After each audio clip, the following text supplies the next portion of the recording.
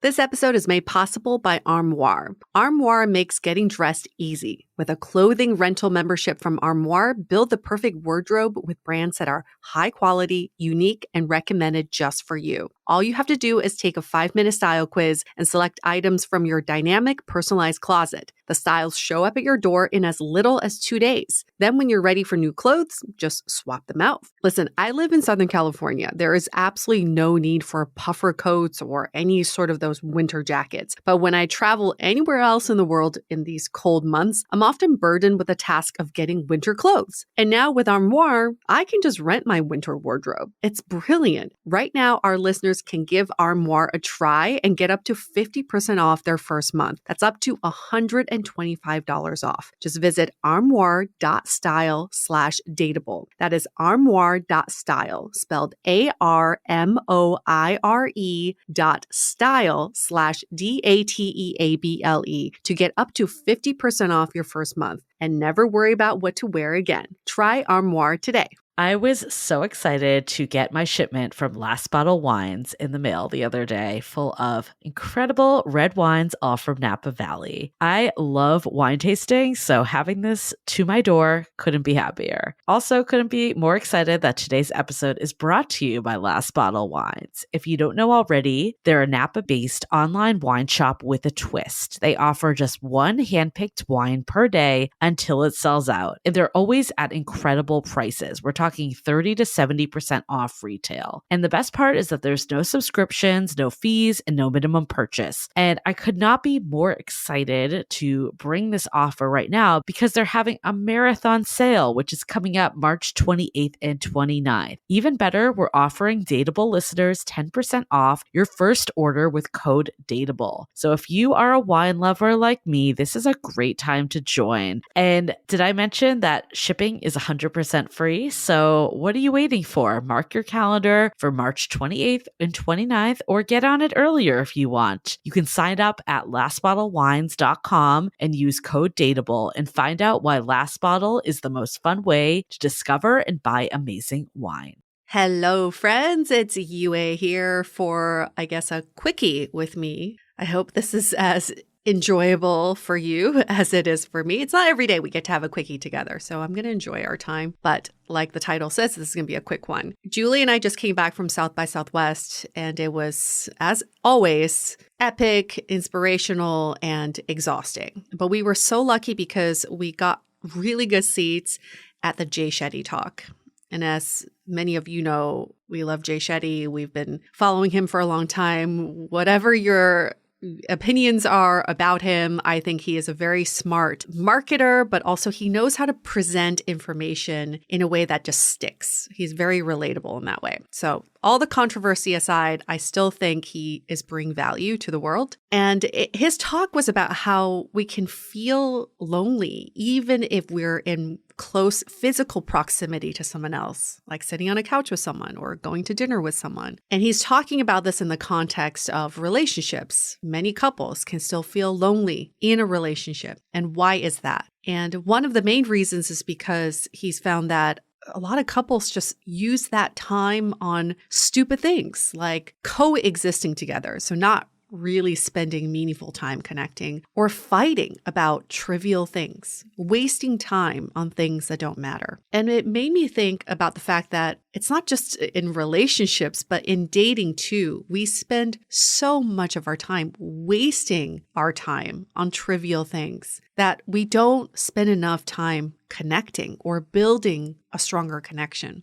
I really want to dive deeper into that because I think there's a way for us to change that around so we can spend more time connecting. So Dr. John Gottman, you've all heard of him, world-renowned couples psychologist and researcher, he did a study and found that 69% of the time, couples are arguing about unresolvable perpetual problems. So trivial things that have no resolution. I don't know if anybody's done a study on singles dating, but I would guess 80% of the time, singles are wasting their time on actions, decisions, texts, stuff that just does not matter.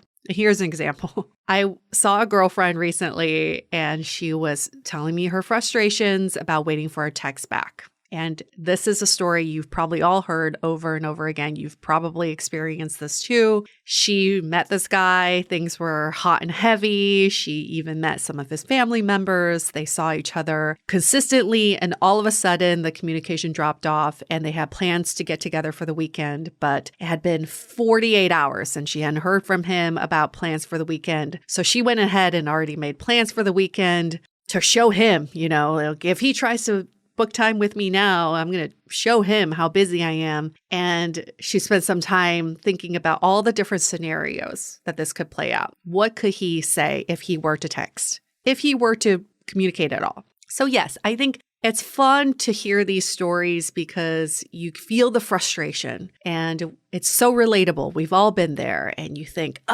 fuck him. He wasted your time. Definitely fill up your calendar now so that he knows that your time is precious and he can't just last minute come in and say, we're spending time together. But then on the other hand, I thought, God, what a waste of time to be thinking about what this guy is thinking, what he's doing, why he's doing it, and what he's going to say next. That is such a waste of time. There are two possible scenarios that could come out of this. One is he could be her person, and this was all a miscommunication. And he's going to say, I'm so sorry. I got caught up in some stuff. I've been thinking about you. You're the person for me.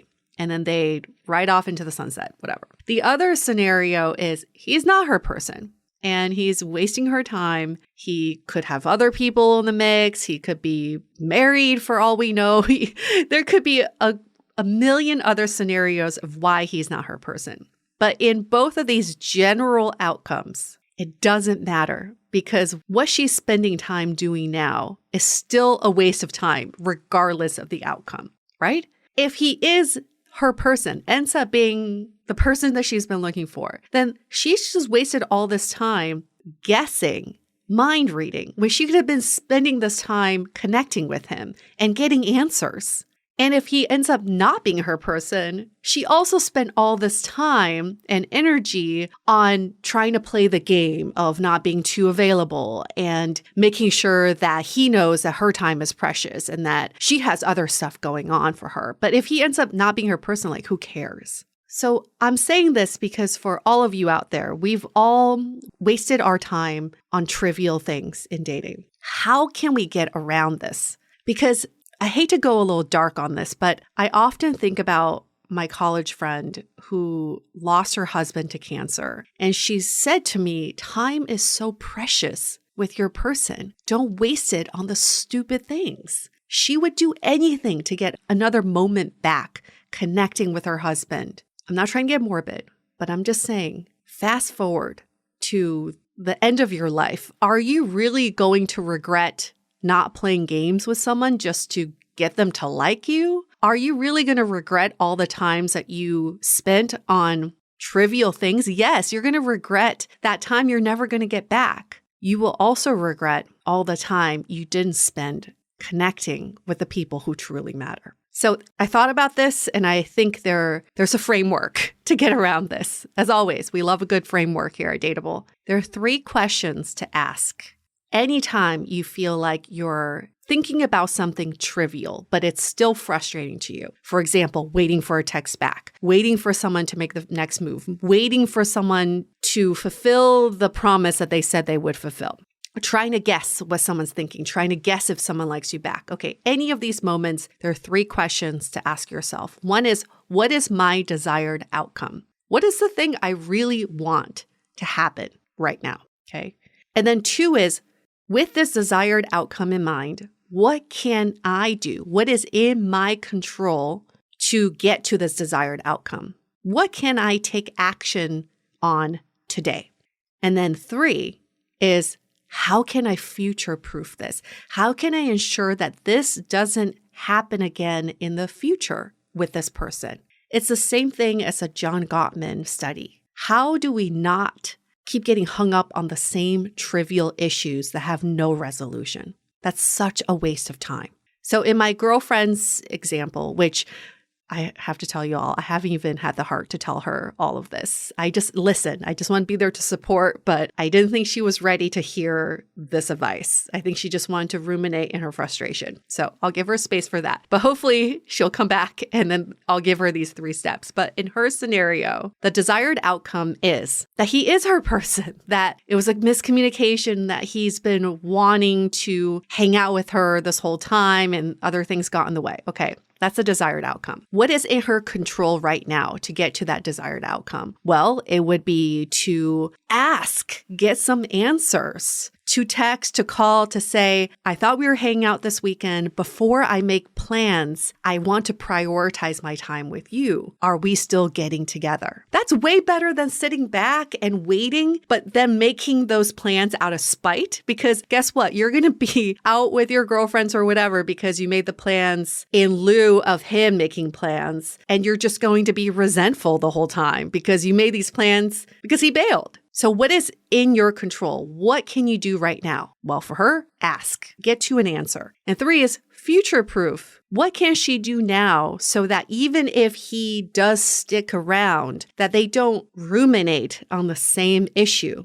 So she can say something like, I really appreciated the consistency at the beginning when we were hanging out all the time and texting all the time, and the consistency dropped off. How can we make sure that we still keep consistent communication? That is something I really value in a friendship, in a relationship, in just human connection. So by going with this 3-question framework, I think what's going to happen is, 1, we get to the root of the issue now. No more playing psychic, trying to read minds, trying to understand the other person, trying to get answers. You actually ask for the answers. Don't try to guess the answers. 2 is you can take action. You don't have to sit back. You're not a sitting duck. You're not the one waiting to be chosen. You are the one in the driver's seat. So you can take action today.